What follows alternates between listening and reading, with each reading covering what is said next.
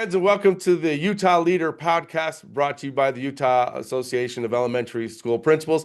I'm your host, David Pendergast, and with us on the show today, we have Nikki Sparks from the National Association of Elementary School Principals. Welcome, Nikki. Yeah, thank you for having me, David. Oh, you're welcome. We're excited to have you. Friends, NAESP is leading the way once again with something new, something innovative, and something that will really make our schools shine for those who take a moment to fill out the application. With the closure of the Department of Education, the National Blue Ribbon School Award is no more. We just interviewed Harmony Karcher from Edgemont Elementary in Provo District a few weeks ago, where she talked about how her school won that award. And in its place, the NAESP has the Gold Star School, and you can sign up and prove that you're a Gold Star school. And I'm going to let Nikki talk about what you need to do in that application process to be a Gold Star school. So, Nikki, take it away. Yeah, sure, happy to. Well, I just want to point out that the National Gold Star School Award for NAESP, this has been in the works for a few years now. It's been part of our strategic goal, our strategic plan, and that started around 2023. So we've had the gears on this moving for a number of years now, and it is unfortunate that the National Blue Ribbon Schools program has gone away. That's a very prestigious award, Yeah. but we're happy the timing kind of worked out really well that we were launching this program as Blue Ribbon Schools went away because the schools, we need a way to recognize them on a national level. It's unfortunate it couldn't happen through the Department of Education, but at least there's something there that, we could help pick up some of the slack in that regard. Um, Absolutely. I think the work of the schools are from the everybody in the school is so important, and they're all working, as we say in Davis School District, learning first. That's like our number one thing. So even like the plumbers who work for the district are working for learning first because we've got to have water flowing in buildings so learning can happen. So everybody's a part of that. Well, and I'm glad you mentioned the plumbers as part of the system because that's I think one of the brilliant things about the National Gold Star School Award is that it doesn't take into account, it's not just a recognition program for the school principal or the school assistant principal. It takes all of the individuals into Yeah. account, the principal, the assistant principal, faculty, staff, students, parents of students that attend the school, even community members who don't necessarily have children that attend the school or work at the school, but who are in the learning community surrounding the school. Takes all of these individuals into account and evaluates them on being a whole community, a whole learning community, basically, and really celebrates those individuals and those learning communities that work collaboratively together, to grow and demonstrate the commitment to students and the learning community that happens there. So we're really excited about the launch of this program this year. I think it sounds super amazing. And I know that applications are going to be due by January 31st Mhm. of 2026. And that's what, 74 days away, according to the website. So, Something like that. So I know one of our thoughts behind that is we know, winter break comes up. A lot of schools have off a few weeks for that. And, what else are they going to be doing? Opening presents and celebrating time with family? No, no, no. They're going to be spending time filling out this application. absolutely. Absolutely. We wanted to give them ample time to get all their resources together, to get documents together that they needed. And hopefully, when we get back in the new year, we'll just see a massive influx of submitted applications for this award because it truly is, just an outstanding opportunity. I'm biased in saying that, Absolutely. obviously, but And we all know when we apply for a graduate school or something, we got to ask people for letters of recommendation. And it takes a minute to get them back. And sometimes it takes us a minute to write them for our friends sure, who yeah. request them from us. Especially when So, they're, want the quality. yeah, so we got to give them time to get that done. So we appreciate that. So why don't you walk us through, like, if just wanted to kind of say, hey, I want to recognize the great work of my people in the school. I think we're doing some really great things. How do I apply for this? What do I need to do? So it's really simple. If you go to our website, naesp.org/NGSS, that'll take you to the program landing page. It'll give you some brief overview information on the program. It is structured around NAESP's Leading Learning Communities, Pillars, Practices, and Priorities for Effective Principles publication that came out in 2018. And that, just for your listeners, just so they're aware ahead of time, that book presents three pillars that this award is basically structured around, and that's an established culture, empowered people, and optimal systems. So we're looking for information in the application that lends to your school and your learning community supporting those pillars, and again, basically being a well-rounded whole school and learning community. So once you're on that website, it'll, like I said, it'll give you a brief overview of all that information. It'll give you some information about the selection and criteria of the individuals, a few parameters about, being an NAESP member and things like that. How long you needed to have been a principal or an assistant principal at your school. And then the link for the application is actually right on that page. So you can go in and click on that, create some login credentials, and then just go right into the application if you'd like to. Yeah, and I also noticed that you can print out a hard copy of the application so you can see what it is, but you have to log in order to actually apply. So I don't do it by hand. I Exactly. have to log in and do an electronic.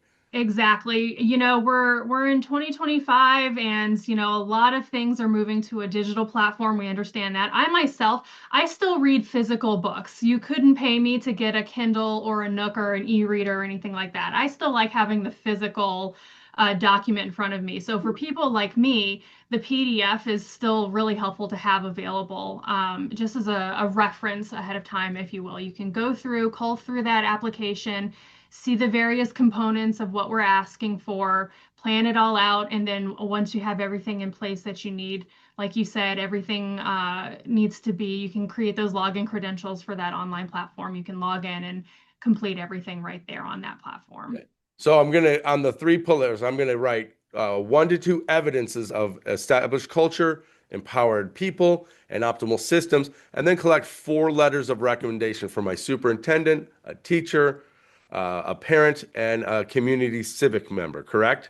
Correct. Wow, you've really done your research, David. I think you know this program better than I do. Maybe you I should I don't you know should about that, but wheels are turning. Don't know if I qualify, but Oh, wheels are I'm turning. sure you and your team, we go way back, you and I can Yeah, guarantee your team definitely qualifies. You're doing great things in your yeah. school. Well, one of Oh, thank the you. other That's things, very kind of you.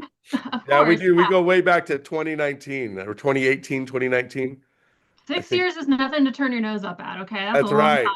That's a That's long right. time in education. One thing I did want to point out that I think is again a brilliant thing about this award is that. Um, Contrasted with Blue Ribbon Schools, which was really heavily reliant on data, statistics, things that you could show that proved your school improvement.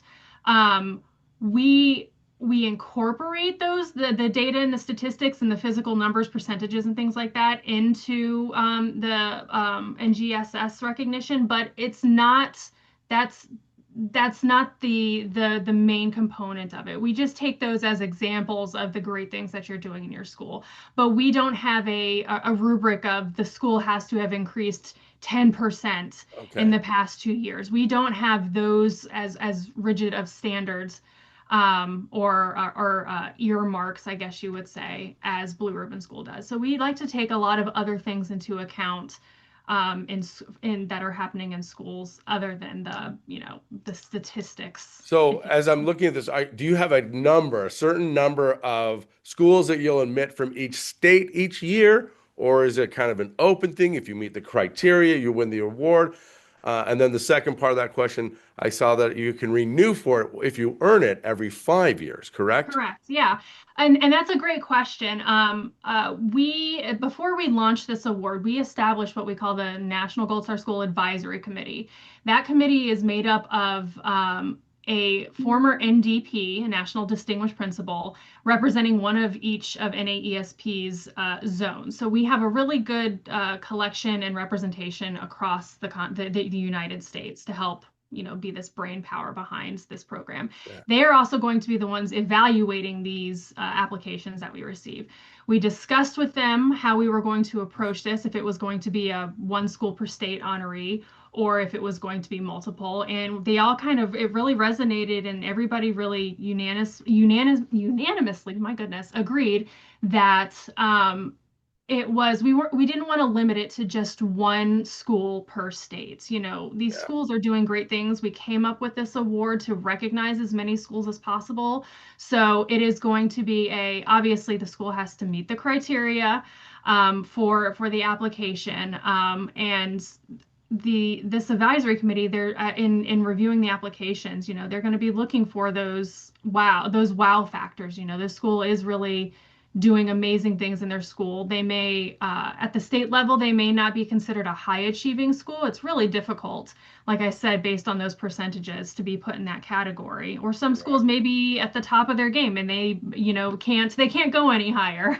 But yeah, as long as the schools meet that criteria and they've got that wow factor that just really impresses our reviewers on that advisory committee, they'll get the recognition. So we could have one school in Utah be recognized if only one applies and they get that, or you know, if 50 schools in Utah apply, they meet the criteria and they've got that wow factor, then we'll have 50 honorees from Utah that year. Well, that's awesome.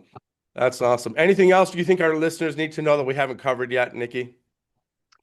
This this this award it may look a little scary with the different components of the application, but it's really meant to be, it's designed to be approachable. You know, these things are what we're asking you to provide are things that are happening in your school already. You don't have to go out of your way to create new processes or to set up new ways of doing things.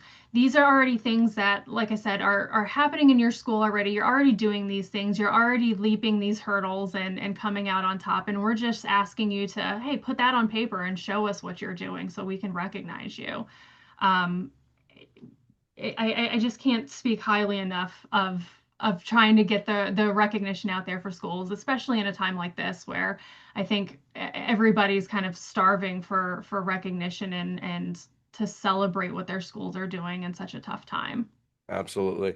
And we want to thank you, Nikki, and our executive director, Dr. Franks, for putting this together with all the great hardworking people, not only from NAESP, but back at all the different zones that helped contribute to this award. Thank you. Thank you for your work. And friends, if you have the opportunity to go to the NAESP conference in July of 26 in Orlando, Florida, make sure you find our friend Nikki Sparks because she's amazing. If you think she's awesome now, in person, she's even better. So go say howdy to Nikki and get to meet her because she's a wonderful friend, a wonderful advocate for principals. So check her out. And again, thank you to you and Dr. Franks. Thank you, David, so much. Okay, thank you. Have a great day. We'll see ya. And thanks for listening, friends. Thanks for joining us at the Utah Leader Podcast, brought to you by the Utah Association of Elementary School Principals. We hope this helps. Thanks for watching. Tune in next time. Hey, thanks, Nikki. That was Thank awesome. you.